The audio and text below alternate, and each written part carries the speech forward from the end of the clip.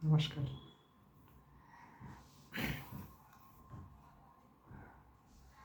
विचारधाराओं की परंपरा से सारे राष्ट्रों का,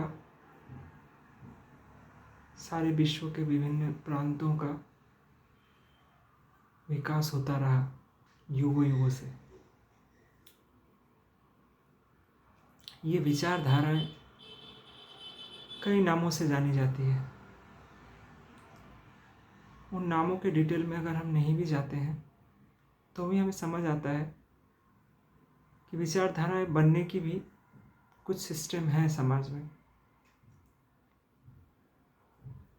एक है कि जो पावरफुल होगा और जो कमज़ोर होगा, इन दोनों के बीच ही सबसे ज़्यादा भेद सामाजिक स्तर पे देखी जाती है।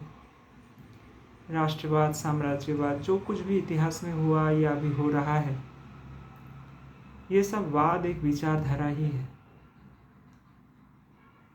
एक मनुष्य जिसकी कोई भी विचारधारा है, उसे अंतिम सत्य मानकर वो लाइफ में आगे नहीं बढ़ सकता। अंतिम सत्य अपने विचारधारा को मान लेने से होता ये है कि आपके जैसे मिलते जुलते विचारधारा वाले लोग एक ग्रुप बनाते हैं और आप उस ग्रुप का हिस्सा होकर खुद को वो समझने लगते हैं जो एक्चुअल में आपके जन्म का उद्देश्य नहीं है। लेकिन हाँ, समाज, राष्ट्र, देश, समाज व्यवस्था,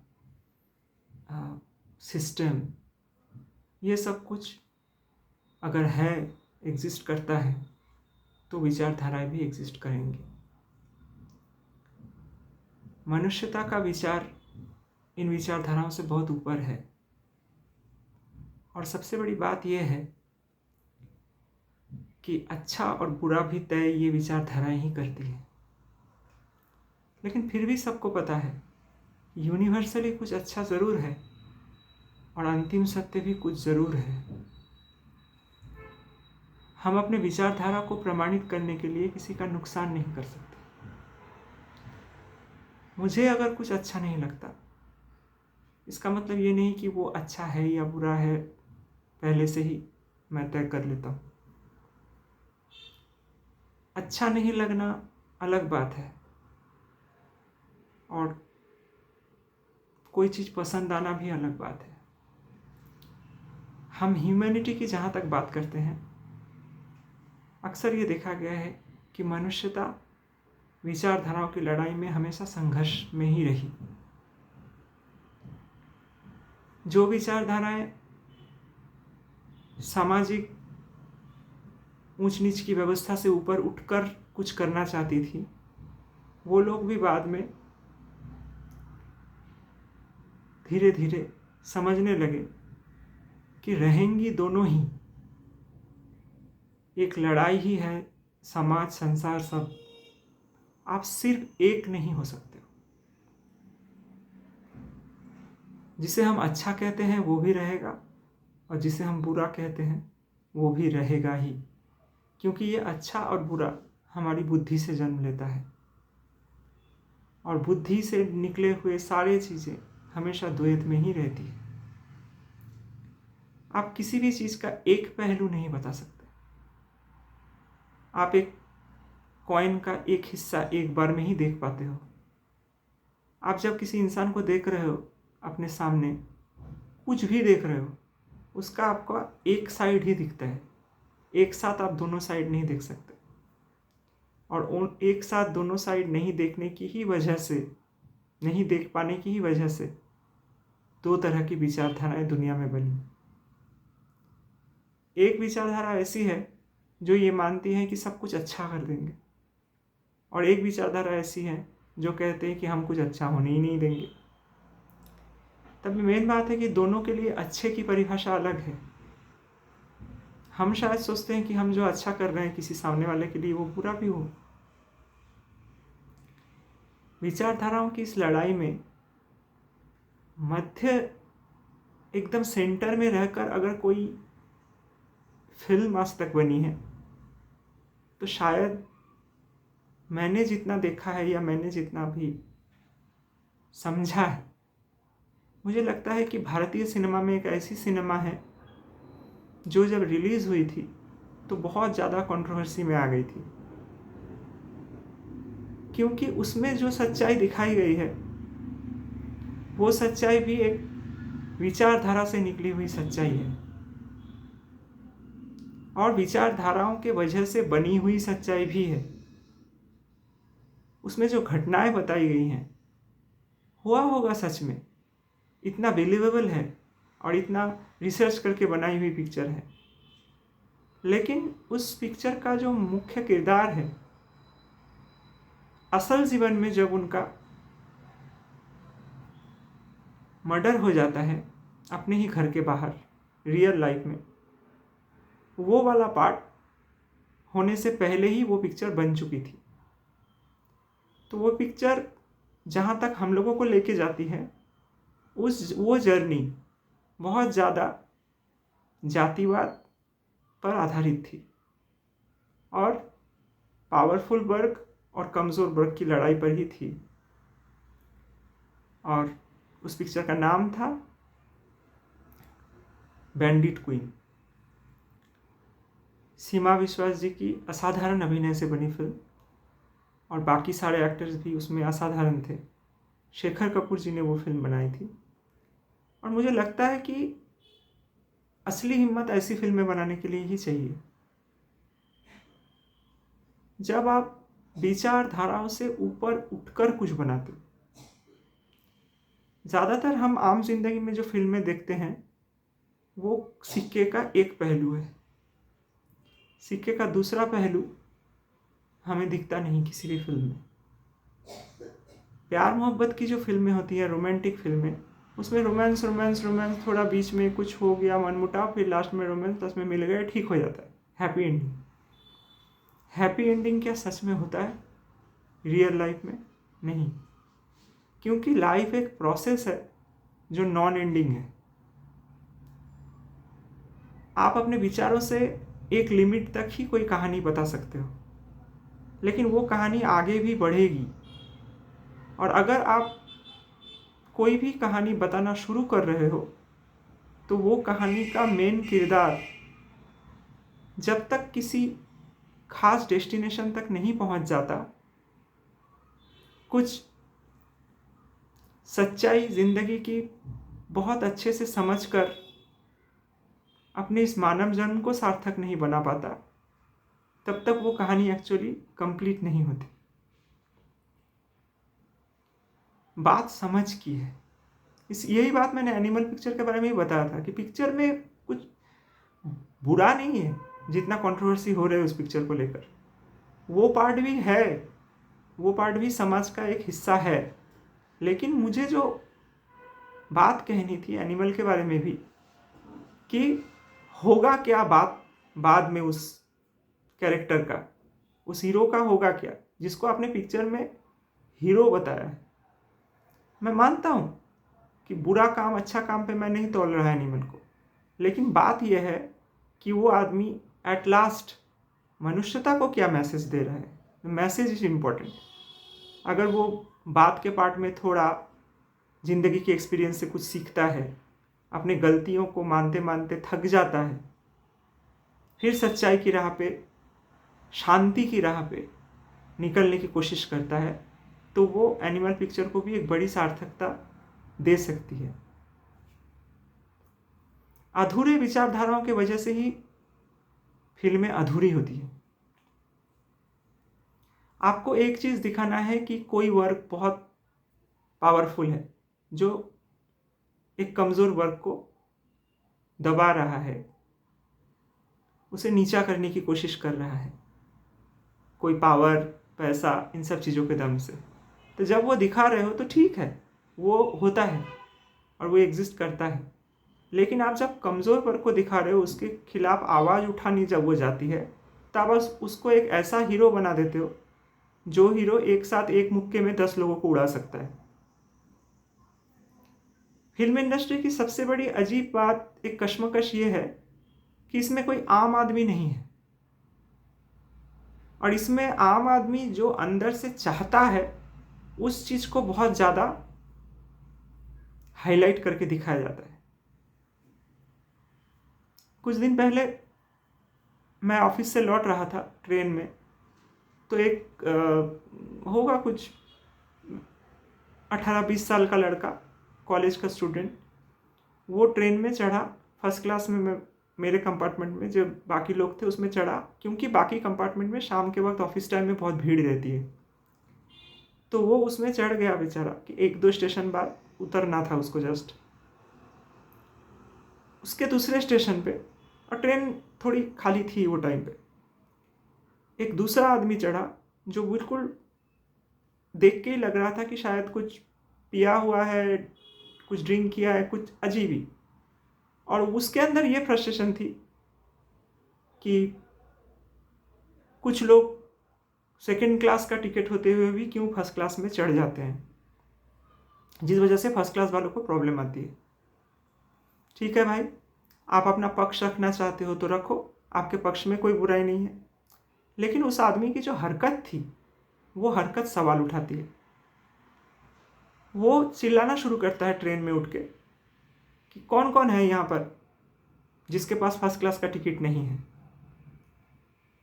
तो जिनके पास है हम लोग सब चुपचाप बैठे थे, जिनके पास नहीं है वो भी क्या बोलने आएंगे कि नहीं मेरे पास नहीं है, वो भी बैठे हैं। तो वो कॉलेज का छोटा सा लड़का जो सामने खड़ा था, वो सीधा जाके, वो उसके कम से कम बाप की उम्र का होगा, वो उसको सीधा जाके बोलता है कि तेरे पास क्या है फर्स्ट क्लास का टिकट। वो लड़का जब नहीं बता पाता है टिकट, तो वो आदमी सीधा उसको एक थप्पड़ जड़ देता है कि तेरी हिम्मत कैसे हुई फर्स्ट क्लास में चढ़ने की, सीधा थप्पड़। उसके साथ शायद उसका कोई अंकल या कोई रहा होगा जो बैठे थे, या वो उसके रिश्तेदार थे भी कि नहीं मुझे पता नहीं। वो बहुत गुस्सा हो गए, वो उठ के आए, बोले कि तू होता कौन है टिकट के बारे में पूछने वाला, तू तो टिकट चेकर भी नहीं है, टीसी भी नहीं है, कुछ भी नहीं है। वो बोला मैं जनता हूँ, मैं बहुत पैसा देकर फर्स्ट क्लास का पास बनाता हूँ, मेरा हक है किसी को पूछने का। तो इस बात पे लड़ाई शुरू हो गई। ये बोलता है कि तू अगर हाथ उठाएगा तो मैं इस छोटे लड़के को भी बोलूँगा तुझे भी मारने के लिए, तेरी क्या इज्जत बचेगी वो टाइम पे। तू टिकट के बारे में पूछ रहा था उतना दूर तक ठीक था, लेकिन तू हाथ कैसे उठा सकता है किसी पे भी ऐसे। तो बहुत बड़ा झगड़ा शुरू हो गया, देखने लगे सब। सबसे अजीब बात उसमें यही थी देखने लायक कि वो जो छोटा लड़का था वो दोनों बुजुर्गों को हाथ जोड़ के बोल रहा था कि आप लोग प्लीज़ लड़ो मत, अगले स्टेशन पे मैं एक स्टेशन पहले उठाऊँ और एक स्टेशन बाद मैं उतर जाऊँगा, मेरे वजह से आप लोग लड़ाई मत करो। मुझे थप्पड़ मारा, मैं भूल गया उस बात को, बड़े हैं चलो, मैं ज़्यादा नहीं सोचूंगा उस मामले में, मुझे नहीं भिड़ना लड़ना, बात आगे नहीं बढ़ाना। लेकिन जिस आदमी ने उसे थप्पड़ मारा था वो चिल्ला रहा था ट्रेन से उतरते वक्त भी कि मैं तेरे को देख लूंगा, तुम दोनों को देख लूंगा, जो लोग मेरे साथ रहते मैं सबको देख लूंगा, मेरा इतना पहचान है, मैं इसको जानता हूँ, तुम लोग को पता ही नहीं मैं कौन हूँ। करते करते लड़ाई झगड़ा करते करते तुम उतर गए, लड़का भी चला गया। ये देखा मैंने ट्रेन पे हुआ। तो ऐसी छोटी छोटी घटनाएं हर रोज़ ही सड़कों पर, बाजार में, ट्रेन में, बस में हम लोग को दिखने को मिलती है, जहाँ दोनों पक्ष दोनों को बोलते हैं कि तू जानता है मैं कौन हूँ। सामने वाला होता है तू जानता है कौन हूँ, कोई बोलेगा तेरे बाप का ट्रेन है, कोई बोलेगा तेरे बाप का ट्रेन है। ये करते करते करते करते स्टॉप भी आ जाता है और वो लोग उतर के भी जाते हैं, या थोड़ा बहुत हाथापाई भी हो जाता है कभी कभी। ये हाथापाई और ये जो लड़ाई है, ये भी उन सब चीज़ों के जड़ों में ही बसे हुए हैं, जहाँ पर पावर प्रूफ करना एक अथॉरिटी दिखाता है कि अगर मैं अपने से छोटे उम्र के एक लड़के को मारूं, हाथ उठा दूं, मैं ये दिखा दूं कि मैं इसको पहचानता हूँ, इस पर को पहचानता हूँ, इस पार्टी के आदमी मेरे लोग हैं, इतने लोग मेरे साथ आ जाएंगे मारपीट करने के लिए, तो मैं किसी को भी डरा सकता हूँ, धमका सकता हूँ, मार सकता हूँ। लेकिन मुझसे ज़्यादा पावरफुल कोई आ जाए सामने तो मैं उससे भिड़ूंगा नहीं, पता चल जाएगा अगर ऐसी बात है तो ये जो विभेद है समाज में, ये विभेद ही कभी कभी रेबल्स को जन्म देते हैं, जो लोग बोलते हैं कि नहीं हम कमज़ोर हैं ज़रूर, लेकिन हम भी छोड़ेंगे नहीं। ऐसे ही एक रेबेल की कहानी है, बैंडिट क्वीन, जिनको हम लोग जानते हैं फूलन देवी के नाम से। फूलन देवी एक गरीब परिवार की औरत, छोटे से घर में जन्म हुआ, बहुत गरीब, माने उस तरह की गरीबी सोच भी नहीं सकते हम लोग, हद है मैं गरीबी की जिसमें कहते, वैसे घर में जन्मे थे। उसके पापा बहुत मुश्किल से, बहुत सारे बच्चे थे, सबको पालते थे। तो एकदम 11 साल की उम्र में वो थोड़ी रेबल टाइप की थी, ज़्यादा भीड़ जाती थी किसी से भी। पापा का कुछ प्रॉपर्टी का ये था तो उसमें भी वो चाचा वाचा के साथ भी भिड़ गई थी। तो वो मतलब मानती नहीं थी कि हम आपका जो भी आपका शोषण है उसको मैं विरोध करूँगी। तो ऐसे भी छोटा सा गांव था, गरीब परिवार था, तो जैसा होता था। उनके पापा ने 11 साल की उम्र में ही एक उससे अधेड़ उम्र के आधे बूढ़े आदमी के साथ उसकी शादी करा दी, जो उससे शायद 30-40 साल का बड़ा हो। बोलना कुछ नहीं पड़ा, उसकी बात सुनने वाला कोई था नहीं। जैसा करा दिया, शादी चली गई उसके साथ। अभी वहां पर खेल था ताकत का। वो खेल ये था कि वो अधेड़ आदमी भी उस 11 साल की बच्ची का शारीरिक शोषण करता। वो बच्ची अपने माँ बाप और गरीब फैमिली के साथ गरीबी की वजह से दुखी थी, लेकिन यहाँ आके खाना तो मिलेगा, लेकिन यहाँ दुख की वजह और बड़ी है। उसको जब कुछ समझ में नहीं आता था कि ये आदमी करता क्या है मेरे साथ, लेकिन वो बहुत ही तकलीफ में थी। तभी वहाँ से एक दिन वो भाग जाती है और फिर उसके बाद उसकी कहानी शुरू होती है। अभी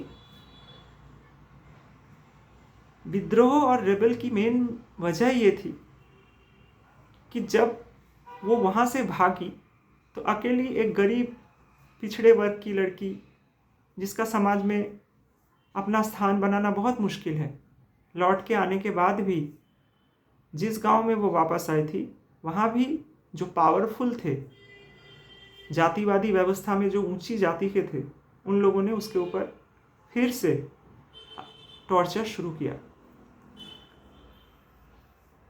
न्याय मांगने गई तो वहां से भी न्याय नहीं मिला। धीरे धीरे वो समझने लगी कि मुझे एक ऐसे व्यवस्था का हिस्सा होना चाहिए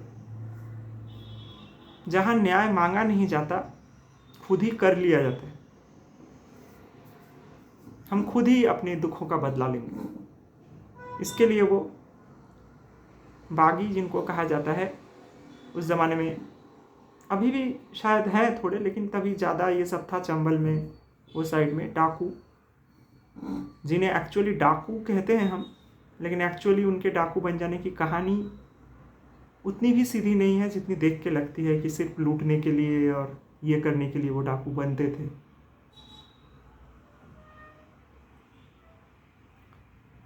वो वर्ग छीन के लेने में विश्वास करता था, और ये छीन के लेने की जो परंपरा है, ये परंपरा ही कि कई तरह के बागी संगठनों का जन्मदाता भी है,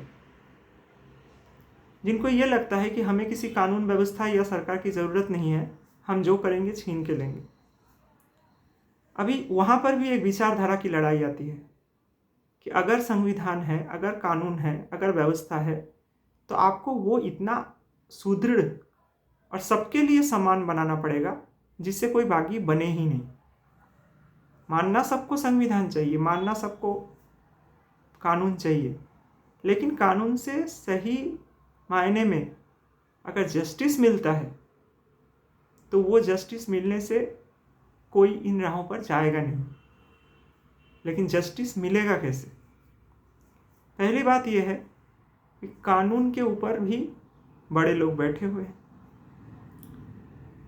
जो लोग ये चाहते हैं कि समाज में एक ऐसा दीवार बना रहे कि लोग लड़ते रहे।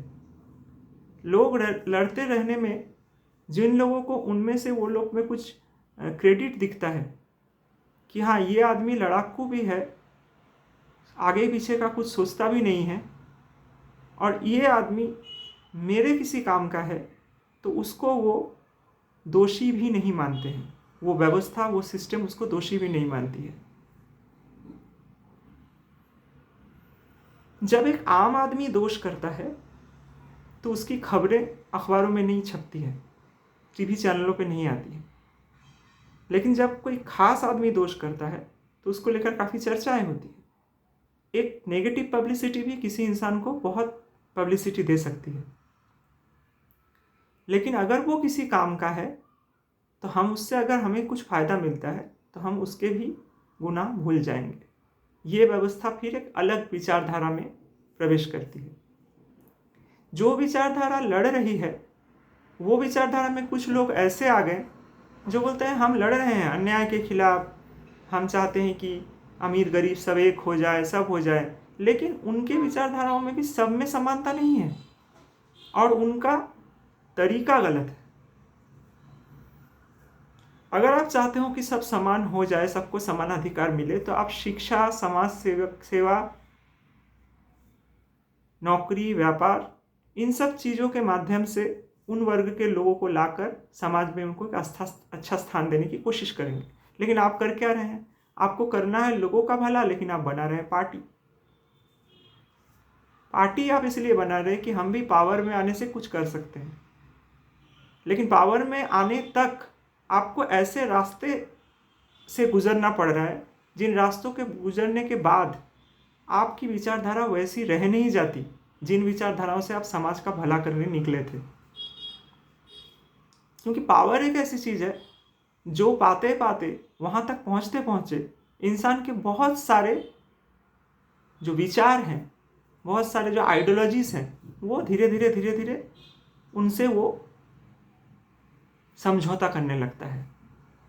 जरूरी नहीं कि हर कोई सेम लेवल पे समझौता करता है, लेकिन समझौता तो करता है। और समझौता एक ऐसा रास्ता है जिस रास्ते में चलने के बाद जब वो लास्ट में पावर में आता है, तब वो उसको ये लगने लगता है कि इस पावर को पकड़ के रखूँगा तो कुछ कर पाऊँगा, लेकिन इस पावर को पकड़ के रहने के लिए मैंने जिन लोगों के साथ समझौता किया है वो लोग मुझे ऐसा नहीं रहने देंगे, ये भी उसको पता है। तो इंसान न्याय कहाँ से मांगे? क्या हो? फूलन देवी न्याय का रास्ता खटखटाना छोड़ दिया, क्योंकि वहाँ से भी उनके साथ बेइंसाफी हुई, तो वो रेबल बन गई। उनको ये लगा कि अगर मैं एक डाकुओं के संगठन में जाके मिल जाती हूँ और उन लोगों के साथ मिलकर इन लोगों से बदला लूँगी, जिन मतलब ऊंची जाति के लोगों ने मुझे टॉर्चर किया था मेरे ऊपर, पावरफुल जो ठाकुर थे या जमींदार थे, जो भी थे। तो फूलन देवी का भी जो एम था लाइफ का, वो बदले का था, सुधार का नहीं था। ये गलती फूलन देवी की थी। जब आपको पावर मिलता है तो उस पावर को पाने के चक्कर में आपको बहुत सारे गलत रास्तों पर चलना पड़ता है, और गलत रास्तों पे चलते क्या होता है, आपके वो विचारधाराएं जिनके साथ आपने शुरू किया था, वो विचारधाराएं आपको बदलने के लिए मजबूर होना पड़ता है। पावर मिलेगा तो देख लूँगी। अब क्या देखा कि जब पावर मिला तो कुछ जिन लोगों ने एक्चुअली उनके साथ सीधा कुछ गलत नहीं किया था, उनको लाइन पे खड़ा करके काफ़ी ठाकुर लोगों को गोली मार दिया फूलन देवी। उनके रिश्तेदारों ने, उनके पूर्वजों ने, कुछ उनसे बड़े जो थे उन लोगों ने किया था फूलन देवी के साथ अन्याय, काफ़ी बार उनका शोषण किया गया, लेकिन इन लोगों को नहीं मारना था। उन्होंने बदला लिया इन लोगों से, उनके घर के लोगों से, क्योंकि उनके घर के लोगों को भी वो मान लिया उन्होंने, फूलन देवी ने, कि सेम विचारधारा के ही लोग होंगे सब। लेकिन यहाँ सोचने की बात यह है कि आप अपनी विचारधारा से सोची हुई बातों को एक ग्रुप या समूह पे जब थोपते हैं, तब आपको ये पता लगना चाहिए कि ज़रूरी नहीं है कि सामने से जितने लोग चल के आ रहे हैं सब हमारे एंटी ही हैं। इसको सफाई से समझने के लिए समझना चाहिए कि कहीं पर सोचो कि राइट हो रहा है, एक तरफ से एक धर्म वाले आ रहे हैं, एक तरफ से एक धर्म वाले आ रहे हैं। अभी जिन लोगों ने भी तलवारें या बंदूकें उठाई हैं, उनमें से हर कोई मर्डर कर लेने वाले मेंटलिटी का नहीं है, लेकिन उसने शायद अपने सेफ्टी के लिए उठाई हो कि अगर मैं नहीं उठाता हूँ तो सामने वाला मार देगा। एक दूसरा वजह यह भी है कि उसने शायद इसलिए भी उठाई है कि मैं अगर अपने भाइयों के साथ ये बंदूक लेकर नहीं खड़ा होता हूँ तो मैं शायद इनके विचारधाराओं से बाहर जाकर ये समाज से भी आउट हो जाऊं। ज़्यादातर लोग शांति से रहना चाहते हैं, किसी को पड़ी नहीं है कि एक विचारधारा की लड़ाई शुरू करूं और जाके दूसरे विचारधारा के लोगों के साथ भिड़ जाऊं।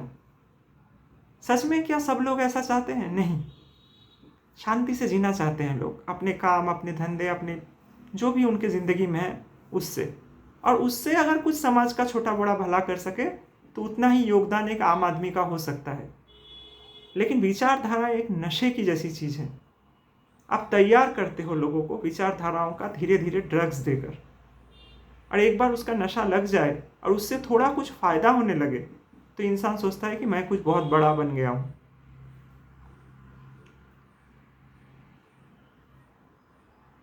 एक बात हमेशा याद रखना पड़ेगा कि सबसे पहले हम मनुष्य हैं, बाद में हमारी बुद्धि से सोची हुई बातें हमारी विचारधाराएं हैं।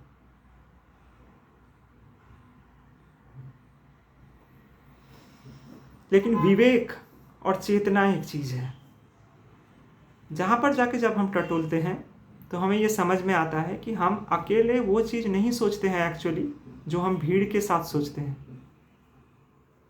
और वहीं से शुरू होती है राजनीति, राजा की नीति।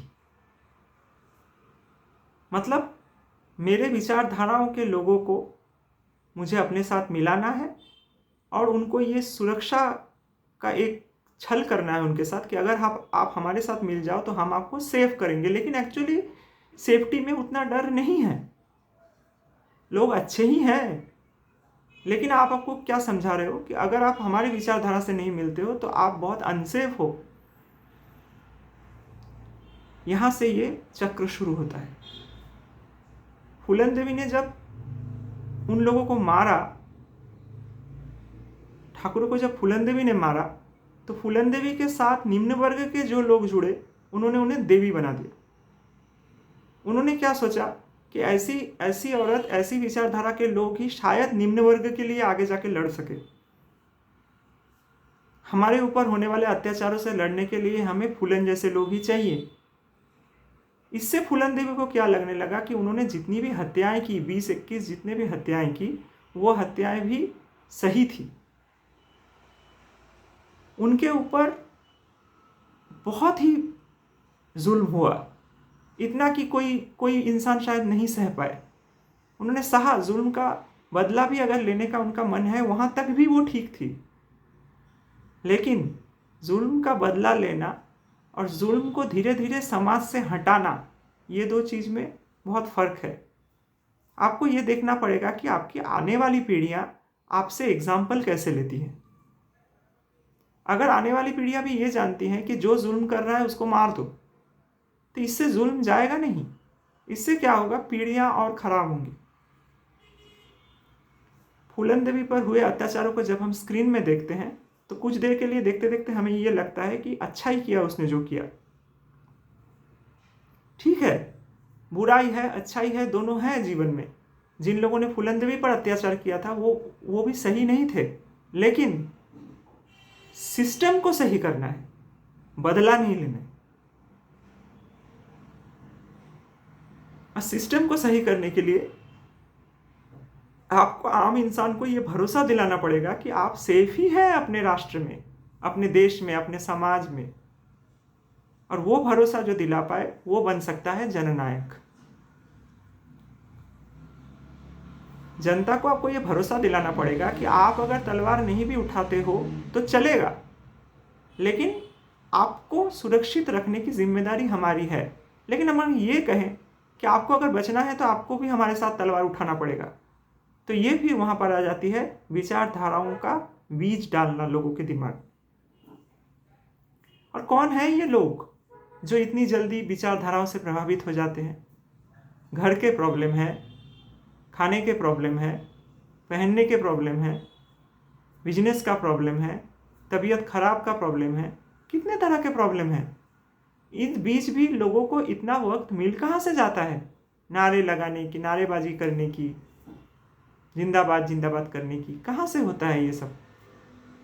शायद इसीलिए होता है कि ये लोग भी ये सोच रहे हैं कि कभी मेरा और मेरे समाज का भला हो जाएगा, लेकिन उनको भी ये पता नहीं है कि भला आपको करना है। जिनसे आप उम्मीद कर रहे हो कि जो भला कर देंगे, वो तो अपनी विचारधाराओं की बात कर रहे हैं। क्या आपको पता है कि वो विचारधारा ही सही है? फूलन देवी को जब लास्ट में आत्मसमर्पण के लिए मजबूर किया गया, तब उन्होंने कुछ शर्तें रखी। उन शर्तों में से एक दो शर्तों को छोड़कर बाकी शर्तों को मान लिया गया। उन्होंने, वो जिस स्टेट की थी, उस स्टेट के पुलिस को या जिनसे वो सेफ फील करती थी खुद को, वैसे जगह पे उन्होंने आत्मसमर्पण किया, क्योंकि उनको ये भी डर था कि आत्मसमर्पण के बाद भी शायद उनको नहीं छोड़ा जाए।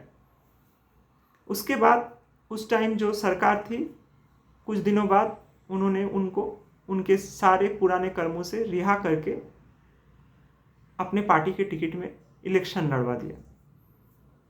2 बार वो जीती और संसद तक पहुंच गई। अभी एग्जाम्पल ये बनता है कि वो जीती कैसे। वो भी जीती उस विचारधारा की वजह से जिनमें ये उनको इस तरह से पेश किया गया कि वो अपने निम्न और नीची जाति के लोगों के लिए इतना कुछ सहा उन्होंने ज़िंदगी में और बदला भी लिया। तो उनके विचारधाराओं से प्रभावित जो लोग थे, उन्होंने ये सोचा कि ठीक है, ऐसे लोग चाहिए हमें, ऐसे लोग ही हमारे लिए आवाज़ उठाएंगे। लेकिन ये भूल गए लोग कि वो फूलन का पर्सनल रिवेंज था। ये पर्सनल और सामाजिक जो विभेद है बीच में, हम अपना बदला किसी से लेने के लिए कोई पार्टी नहीं बना सकते। हमें गुस्सा है कुछ लोगों के ऊपर, तो हम एक पार्टी बनाएंगे और उस पार्टी के लोगों को समझाएंगे कि ये लोग खतरनाक हैं, इन्हें मारो, तो ही तुम सेफ रह सकोगे। ये विचारधाराओं का जो बीज, ये जो जहर धीरे धीरे धीरे धीरे हर राष्ट्र में, हर देश में, हर जगह अलगाववाद की राजनीति करता है। ये अलगाववाद की राजनीति का ही एक बहुत बड़ा नमूना फूलन देवी भी थी। लेकिन जब वो पिक्चर बनी तो उसमें आत्मसमर्पण तक ही दिखाया गया था, क्योंकि तभी वहाँ तक ही उनकी ज़िंदगी के बारे में खबरें आती थी, या आप लोगों को जितना पता था। बाद में जब वो इलेक्शन जीती, मेंबर ऑफ पार्लियामेंट बनी, तब उसके कुछ दिनों बाद उसी उच्च वर्ग के किसी क्रिमिनल ने, जिनके रिश्तेदारों को फूलन देवी ने मारा था, वो दिल्ली के अपने आवास से बाहर फूलन देवी निकली थी या चल रही थी, वहीं पर उनको सड़क पे गोली मारकर वो इंसान भाग गया, फरार हो गया। फूलन देवी की मृत्यु हो गई। उसने ये कहा कि इसको मैंने इसलिए मारा है क्योंकि इसने मेरे रिश्तेदारों को मारने की हिम्मत की थी, ये उसका बदला था। उसने ये कहा कि फूलन ने बदला लिया था तो मैंने भी बदला लिया, बात बराबर। लेकिन यहाँ सवाल ये उठता है कि फूलन ने बदला लिया, ठीक है, आपने भी बदला लिया, ठीक है, लेकिन जनता से किस बात का बदला लिया जा रहा है इनको इलेक्शन में खड़े करके? कोई क्या बीच का मध्य मार्ग नहीं है जहां पर कोई बदला लेने के लिए पॉलिटिक्स में नहीं आता? या पॉलिटिक्स मतलब ही है एक चक्र जिसमें आप फंस जाने के बाद आपको वहां से निकलना मुश्किल है? तो ये विचारधाराओं की जो लड़ाई है, ये विचारधाराओं की लड़ाई हर एक युग में अलग अलग रूप में सामने आई। जब एक फ्रंट का ज़्यादा चलता है तो दूसरे फ्रंट का कम चलता है, जब दूसरे का ज़्यादा चलता है तो सामने वाले का ज़्यादा चलता है, कम चलता है। ये कम ज़्यादा की एक ये है, चलो ठीक है, मजा करो तुम कुछ दिन, फिर हम करेंगे, फिर तुम करो, फिर हम करेंगे। लेकिन ये जो द्वैत है, बांटना विचारों से, इससे समाज, राजनीति सब चल जरूर रहा है, लेकिन इसमें पर्सनली हम लोगों का विकास कहाँ से हो रहा है, ये सोचने वाली बात है। जैसे पत्रकारिता, जर्नलिज्म, सत्य, हर टीवी चैनल, हर कोई बोल रहा है कि हम सच दिखाते हैं, आप देखो। वो जो भी दिखा रहे हैं वो एक विचारधारा है, वो सच नहीं है। विचारधारा का मतलब है कि मैं जो टीवी में बैठकर बोल रही हूँ, ये बोलने के लिए मुझे सैलरी मिलती है। अभी मुझे वो बोलना पड़ेगा जो मेरे कंपनी की, मेरे संगठन की विचारधारा है। हो सकता है वो मेरी खुद की पर्सनल विचारधारा नहीं हो, लेकिन मैं क्या बोल रहा हूँ टीवी स्क्रीन पे बैठ के कि मैं सच बोल रहा हूँ। सच आखिर है क्या? क्या पत्रकारिता में, न्यूज़ चैनल्स में, किसी भी जगह पे सच आता है सामने? सच तो वही होगा ना कि जो पत्रकार बोलना चाहे खुद, जो उसने अपनी आंखों से देखा है या जाना है। लेकिन नहीं, उसकी भी विचारधाराएं हैं। ये भी है कि शायद उसकी ऐसी विचारधारा है तो वो उस तरह के कंपनी या उस तरह के हाउसेस को ही ज्वाइन करे जहाँ पर मुझे काम करने में मजा आए, क्योंकि ये लोग मेरी तरह सोचते हैं। तो कोई किसी की तरह सोच रहा है, कोई किसी की तरह सोच रहा है। इस तरह से सच कैसे बाहर आएगा? और सच ये है कि सच अगर बाहर आ जाए तो पॉलिटिक्स, राजनीति, ये सब खत्म हो जाए। क्योंकि सच यही है कि किसी भी एक बड़े ग्रुप को एक दूसरे ग्रुप पे शासन करने का अवसर नहीं मिलेगा। पर्सनल जितना आप होते जाओगे जिंदगी में, उतना आपको समझ में आएगा कि विचारधाराओं में आपको पढ़ना नहीं है। किसी भी, कोई भी स्वार्थ हो, विचारधाराओं की लड़ाई हमारे लिए नहीं है। लेकिन हाँ, विचारधारा की लड़ाई एग्जिस्ट करती है।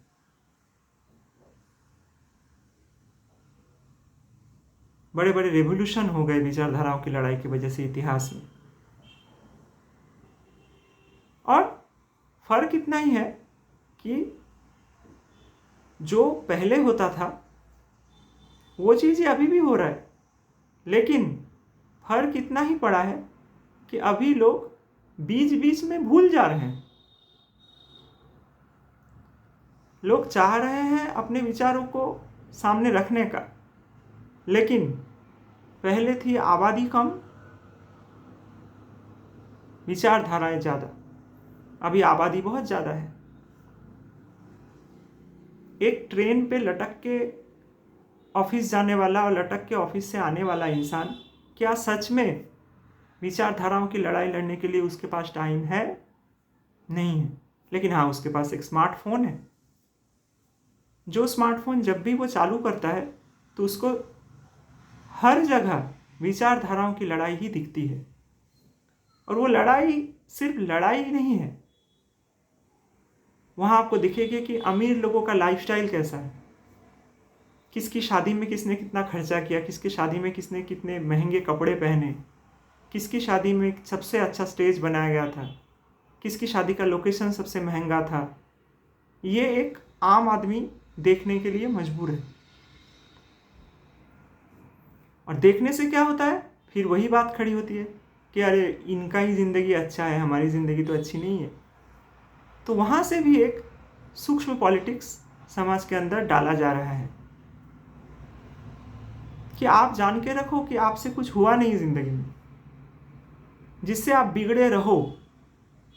और बिगड़ते बिगड़ते बिगड़ते बिगड़ते आप ऐसे हालात में आके पहुंच जाओ कि आपको भी मानना पड़े कि मुझे किसी को ऐसा ज्वाइन करना है जो मुझे इस हालत से निकाले। आपकी विचारधाराएं बनाई जा रही हैं। यह है आज के युग की सबसे बड़ी सच्चाई, जो पहले नहीं था। फर्क इतना ही पड़ा है, पहले विचारधाराएं एक एक आदमी के हाथों तक पहुंचती नहीं थी, ज़्यादातर हाई लेवल के लोगों तक ही वो सीमित थी। लेकिन अभी एक गांव का छोटा सा गरीब किसान भी एक स्मार्टफोन पे बैठ के देख सकता है कि क्या हो रहा है चारों तरफ। शायद वो खा पी के सो जाने वाला, आराम से काम करने वाला एक आदमी था जिनको विचारधाराओं से कुछ लेना देना नहीं है, लेकिन उनके दिमाग में भी ये घुसाया जा रहा है कि अगर आप किसी विचारधारा के साथ नहीं जुड़ते हो तो हो सकता है कल आपको कोई हटा दे।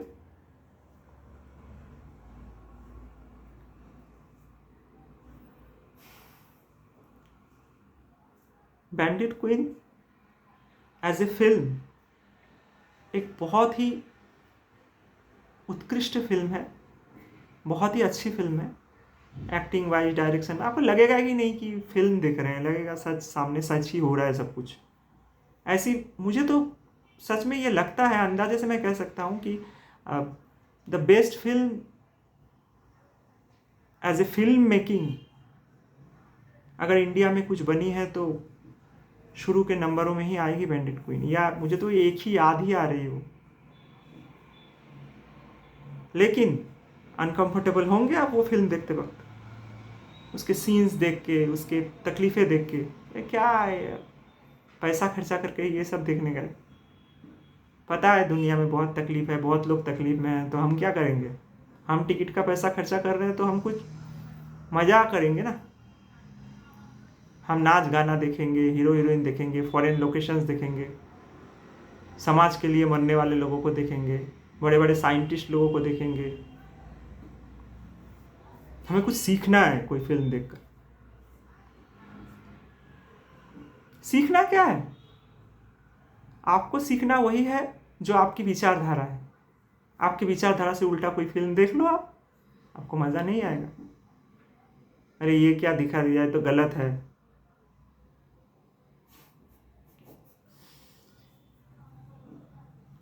सिनेमा परछाई है एक खास किस्म की विचारधारा की, चाहे वो सामाजिक हो, चाहे वो राजनीतिक हो, कुछ भी। एक हॉरर फिल्म भी एक विचारधारा ही है कि डर है, डरो। जिसको डर ही नहीं लगता वो हॉरर फिल्म देख के बोलेगा क्या है, बचपना हो रहा है, या कोई उड़ रहा है, कोई झूल रहा है, कोई कुछ भी कर रहा है। लेकिन कोई कोई बोलेगा नहीं यार ये सब होता है। तो वहां पर भी क्या हो जा रहा है, दो विचारधारा, एक को डर लग रहा है, एक को डर नहीं लग रहा है। तो दोनों की लड़ाई में पिक्चर लेकिन चल रही है।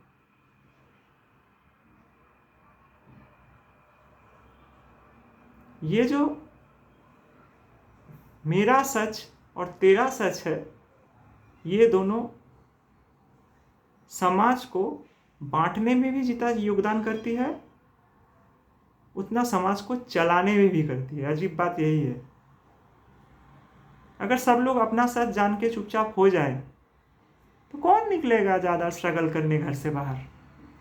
कौन जाके बड़े बड़े मीटिंग्स में, बड़े बड़े नेता लोगों के भाषण में जाके जय जयकारा लगाएगा?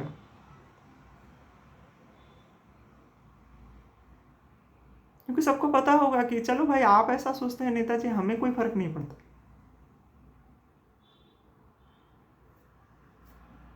लेकिन नहीं, ये है और ये एग्जिस्ट करता है।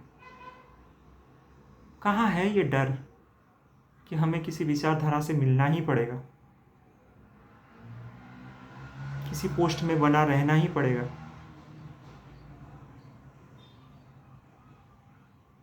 हम बदल देंगे दुनिया, नहीं होता है ऐसा। आज तक ना कोई प्रकृति को बदल पाया है, ना बदल पाएगा। आपकी विचारधारा चाहे जैसी भी हो, मेरी विचारधारा चाहे जैसी भी हो, प्रकृति दोनों को ही एक दिन हटा दे। इस ब्रह्मांड में जो चल रहा है उसका आपके विचारधारा से कोई लेना देना नहीं।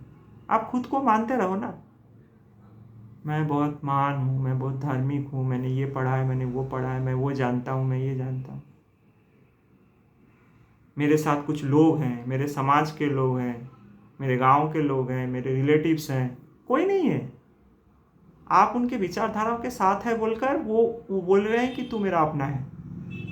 आज ही अपनी विचारधारा बदल के देखो, कौन खड़ा रहता है आपके पास।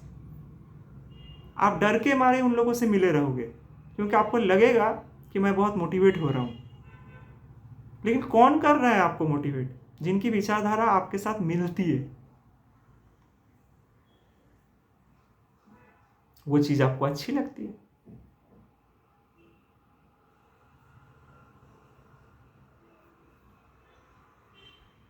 हमेशा से ये होता आया है, हर समय में, हर टाइम, हर सीमा परिधि, हर चीज़ से बाहर ये चीज़ होती रही है। लेकिन साथ में एक और चीज़ भी होती रही है कि जब बारिश आती है तो ये पूछ कर नहीं आती कि आपके घर की विचारधारा क्या है और इसकी घर की विचारधारा क्या है। बारिश की कोई विचारधारा नहीं है। सूरज जब उगते हैं तो उनकी कोई विचारधारा नहीं है कि मेरे से विचार मिले तो मैं इसके घर में धूप डालूंगा, मेरे से नहीं मिले तो मैं इसके घर में धूप नहीं डालूंगा। जब कोई नेचुरल डिजास्टर आता है, अर्थक्वेक ये सोचता नहीं है कि इस आदमी का घर ही मैं तोड़ूंगा बराबर, क्योंकि इसकी विचारधारा मेरे साथ मिलती नहीं है। तो एक्चुअल में क्या हो रहा है? हो रहा है वो जो अलिखित है, जिसे बोला नहीं जा सकता। जैसे ही हम बोलते हैं विचारधारा बनती है। बुराई नहीं है किसी भी चीज़ में, मैं किसी को गलत, किसी को सही ये साबित नहीं करना चाहता हूँ कभी भी अपने किसी भी वीडियो में। मैं सिर्फ यही बोलता हूँ कि थोड़ा देखो ना आसपास एक्चुअल में क्या हो रहा है। जो मोबाइल में दिख रहा है वही हो रहा है, जो दोस्त बोल रहा है वही हो रहा है, जो घर वाले बोल रहे हैं क्या वो हो रहा है। एक चिड़िया जब चहकती है तो उसका चहकाना सुन के देखो वो क्या बोलना चाह रही है। समुद्र की जब लहरें उठती हैं तो उन लहरों की गर्जना, उन लहरों की खूबसूरता सुनो, देखो कि वो क्या बोलना चाह रहे हैं। वो एक ही चीज़ बोलना चाह रहे हैं कि बोलने के लिए कुछ नहीं है, जीने के लिए बहुत कुछ है। कुछ देर के लिए विचारधाराओं से बाहर निकलकर इस खूबसूरत प्रकृति को हम गले लगाएं और ये जाने कि विचारधाराएं चलती रहेंगी। जिनका काम राष्ट्र चलाना है, जिनका काम देश चलाना है, जिनका काम पॉलिटिक्स चलाना है, जिनका काम समाज चलाना है, उन लोगों को बहुत सारी चीज़ों की ज़रूरत है। विचारधाराओं की भी ज़रूरत है, कोई भी गलत नहीं है। लेकिन ज़रूरी नहीं है कि हम भी वही करना चाहें जो वो लोग करना चाह रहे हैं। हमें क्या पड़ी है? हम अपना काम अगर ठीक टाइम पे ठीक तरह से अपने समाज के प्रति उत्तरदायी के तौर पर करके चुपचाप रहें, थोड़ा सुने अंतर की वाणी, थोड़ा जाने मौन को, तो प्रॉब्लम कहाँ है?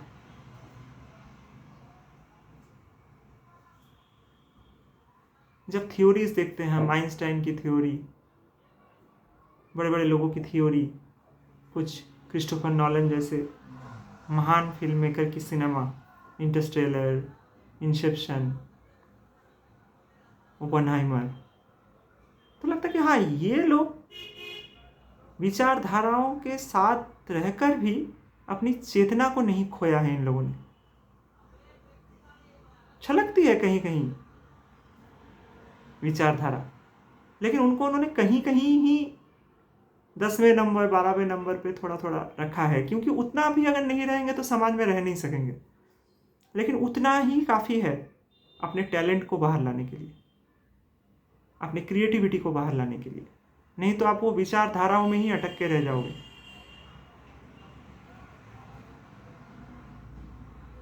फूलन देवी किसी के लिए देवी थी तो किसी के लिए उन्होंने नरसंहार करने वाली एक बहुत बड़ी डाकू भी थी। तय आपको करना है कि आपके विचारधाराओं से समाज परिवर्तित होता है या आपके विचारधाराओं से और ज़्यादा संघर्ष बढ़ता है। उद्देश्य अगर आपका अपने तरह के सभी लोगों के लिए न्याय के लिए है तो यहाँ बात बंदूक उठाने की नहीं है, यहाँ बात अच्छे से समझने की और देखने की है, प्रेम की है, सहिष्णुता की है। जो सब लोग कर रहे हैं उसके पीछे जाना क्यों है भाई? थोड़ी देर के लिए रुको, थोड़ी देर के लिए सोचो, तो आप पाओगे कि विचारधाराओं से बाहर भी आपकी एक चेतना है, और वही चेतना ही अंतिम लक्ष्य है। जिस चेतना से आपका जन्म हुआ, जिस चेतना से आपका ये शरीर बढ़ रहा है, और एक दिन वो चेतना आपके शरीर को त्याग देगी। आप क्या सोचते थे, आप किससे नफरत करते थे, आप किससे मोहब्बत करते थे, कुछ नहीं, चेतना। और उस चेतना को भूल कर रहने के लिए चाहिए विचारधारा। तय हमें करना है कि किस भविष्य के ओर हमारे समाज को हम ले जा रहे हैं। योगदान अगर देना है तो भी ठीक है, योगदान अगर नहीं देना है तो भी चलेगा, क्योंकि प्रकृति ऐसे भी आप क्या हो इसके हिसाब से नहीं चलती है। पूरी दुनिया में आज तक कोई तीर नहीं मार सका।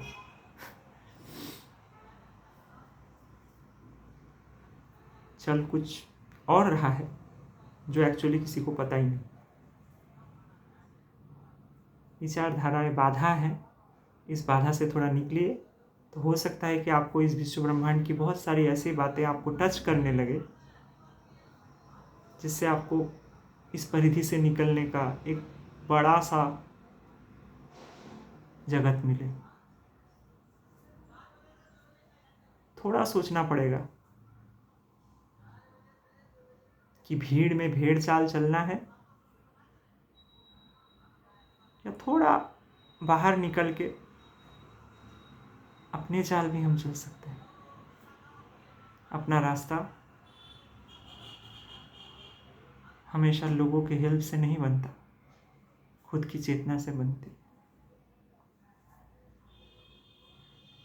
डरना छोड़ना पड़ेगा और अपने अंदर परिवर्तन लाना पड़ेगा।